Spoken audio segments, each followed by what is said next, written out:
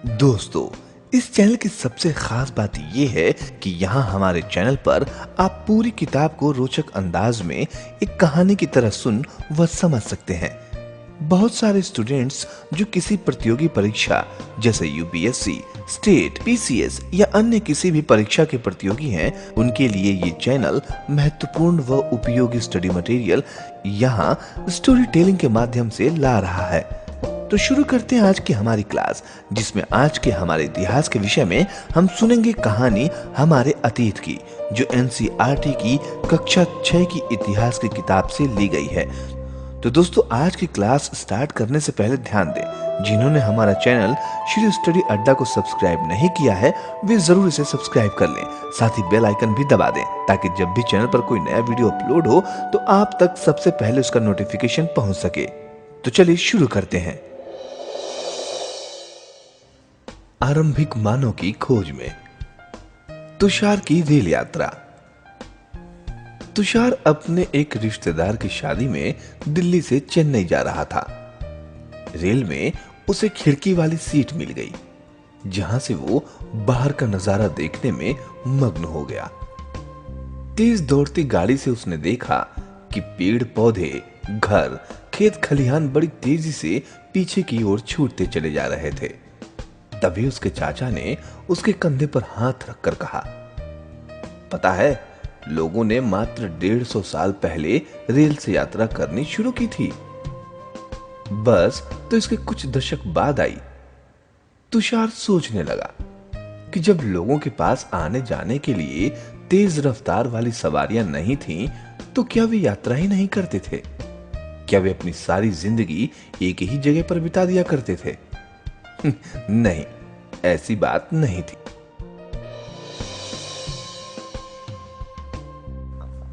आरंभिक मानव आखिर वे इधर उधर क्यों घूमते थे? हम उन लोगों के बारे में जानते हैं जो इस उपमहाद्वीप में 20 लाख साल पहले रहा करते थे। आज हम उन्हें आखेटक, खाद्य संग्राहक के नाम से जानते हैं। भोजन का इंतजाम करने की विधि के आधार पर उन्हें इस नाम से पुकारा जाता है। आमतौर पर खाने के लिए वे जंगली जानवरों का शिकार करते थे, मछलियां और चिड़िया पकड़ते थे, फल, मूल, दाने, पौधे, पत्तियां, अंडे इकट्ठा किया करते थे। हमारे उपमहाद्वीप जैसे गर्म देशों में पेड़ पौधे की अनगिनत प्रजातियां मिलती हैं। इसीलिए पेड़ पौधे से मिलने वाले खाद्य पदार्थ भोजन के अत्यंत महत्वपूर्ण स्रोत थे। लेकिन ये सब कर पाना बिल्कुल आसान नहीं था। ऐसे कई जानवर हैं जो हमसे ज्यादा तेज भाग सकते हैं और बहुत से जानवर हमसे ज्यादा ताकतवर भी होते हैं। जानवरों के शिकार, चिड़िया या मछलियां पकड़ने के लिए बड़ा सतर्क, जागरूक और तेज होना पड़ता है। पेड़ पौधे से खाना जुटाने के लिए ये जानना जरूरी होता है कि कौन से पेड़ पौधे खाने योग्य होते हैं, क्योंकि कई तरह के पौधे विषैले भी होते हैं। साथ ही फलों के पकने के समय की जानकारी भी जरूरी होती है। ऐसे समुदायों में रहने वाले बच्चों के ज्ञान और गुणों का वर्णन करो। क्या तुम में ऐसे गुण और ज्ञान है? आखेटक खाद्य संग्राहक समुदाय के लोगों के एक जगह से दूसरी जगह पर घूमते रहने के पीछे कम से कम 4 कारण हो सकते हैं।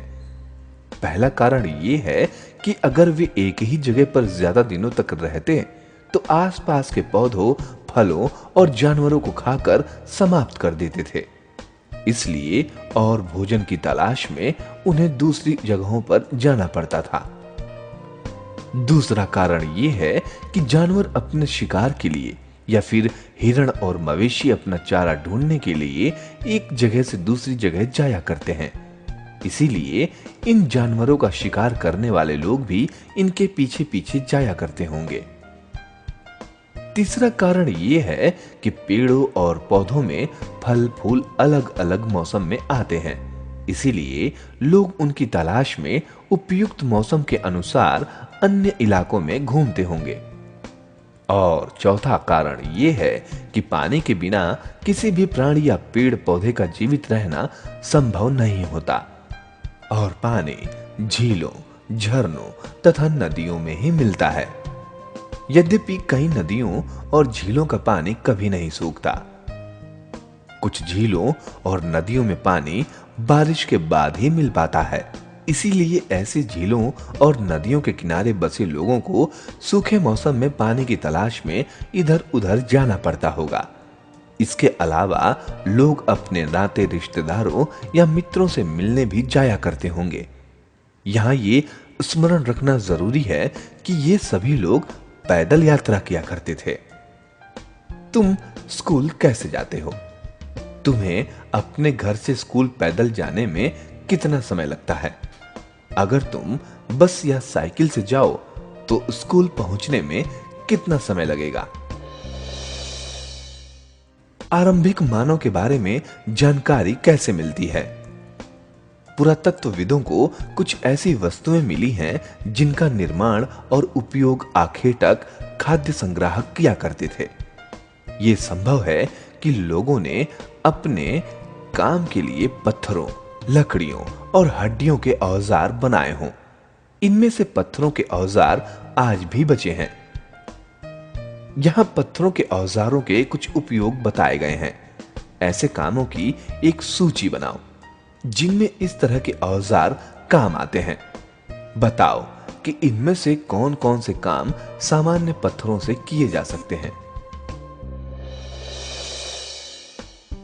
ऐसे कामों की एक सूची बनाओ जिनमें इस तरह के औजार काम आते हैं।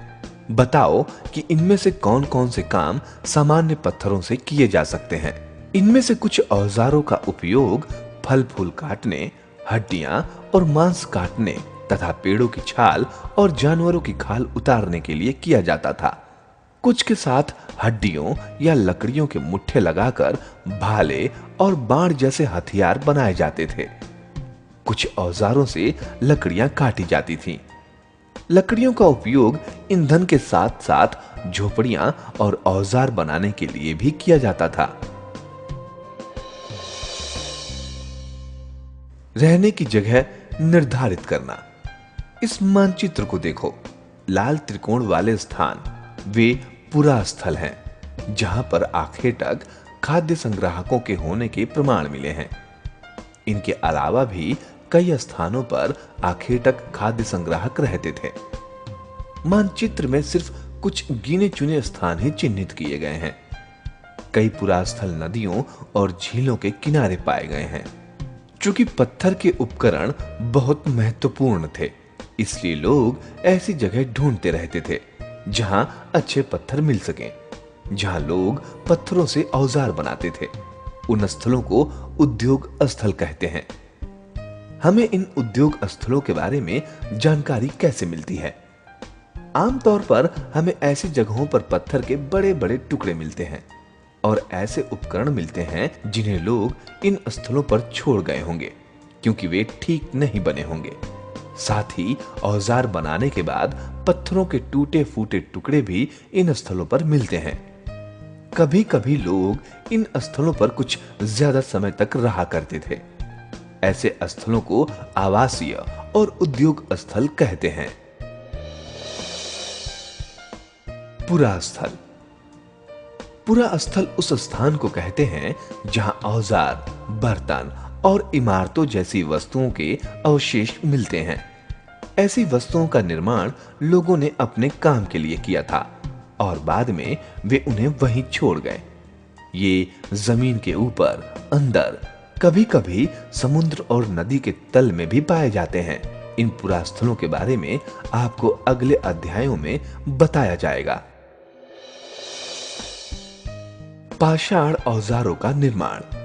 पाषाण उपकरणों को प्रायः दो तरीकों से बनाया जाता था।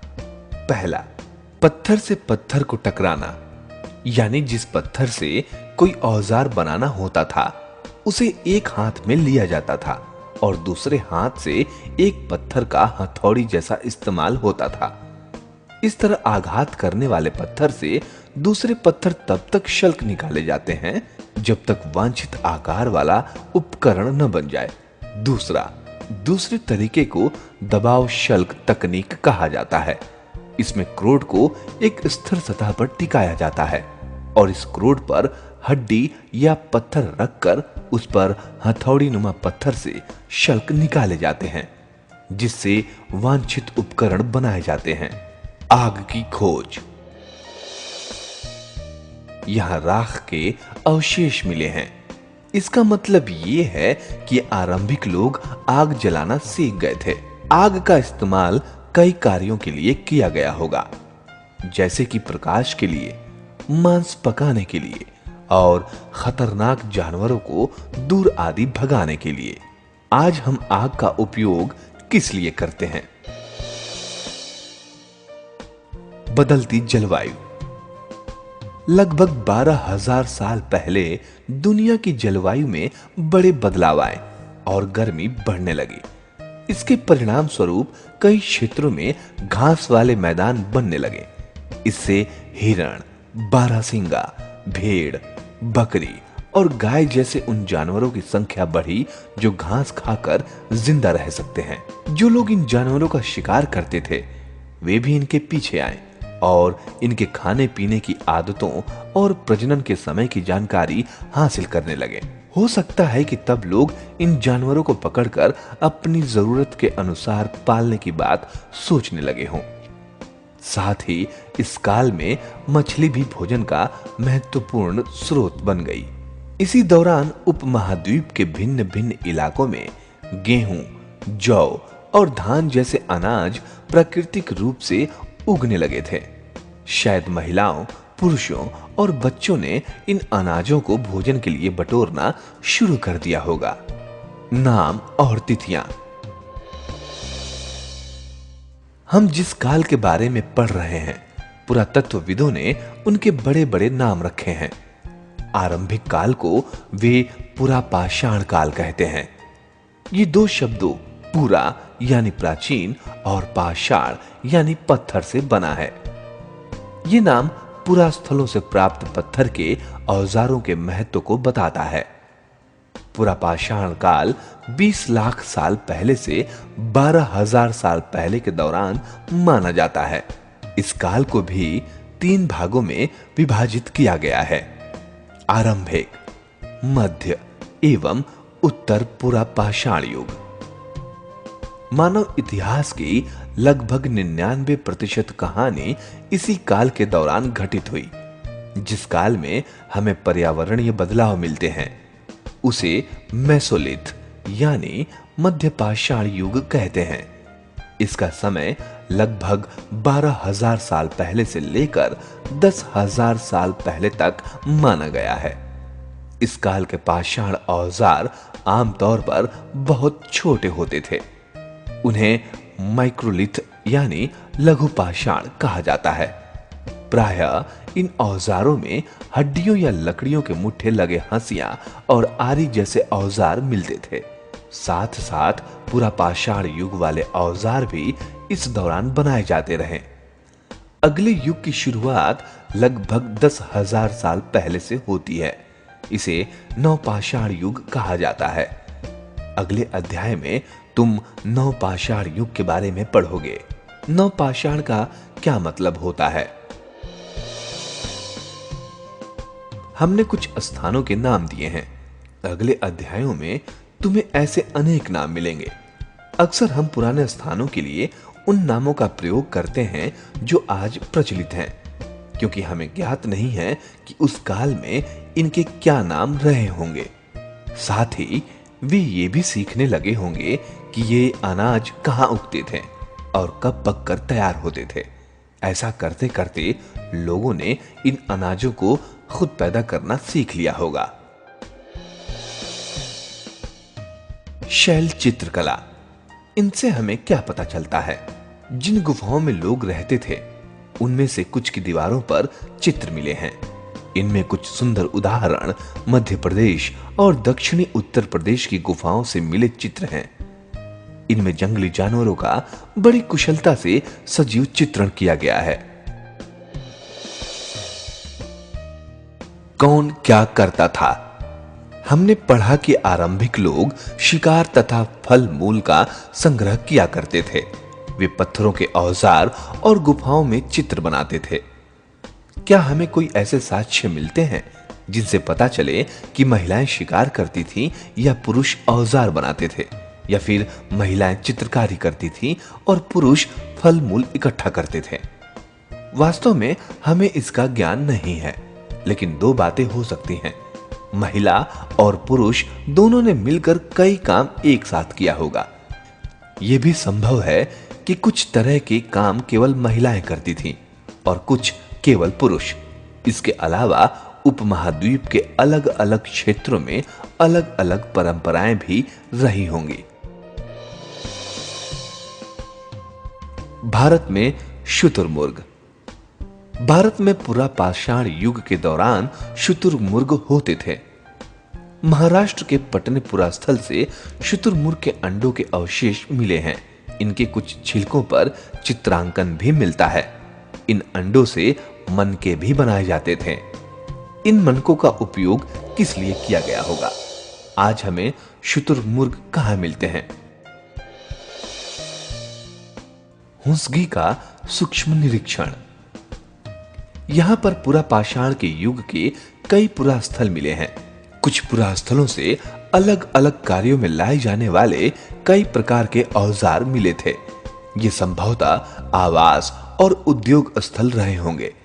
कुछ छोटे पुरास्थलों में भी औजारों के बनाए जाने के प्रमाण मिले हैं। इनमें से कुछ पुरास्थल झरनों के निकट थे। अधिकांश औजार चूना पत्थरों से बनाए जाते थे। तो ये था कक्षा 6 की इतिहास की पुस्तक हमारा अतीत भाग 1 का अध्याय 2। आपको ये दूसरा अध्याय कैसा लगा? हमें जरूर बताइए। साथ ही कार्यक्रम को लाइक करें, शेयर करें और सब्सक्राइब करें। हमारे साथ जुड़े रहिए। मिलते हैं अगले एपिसोड में, जिसमें कहानी होगी हमारे अतीत भाग 1 के तीसरे अध्याय की।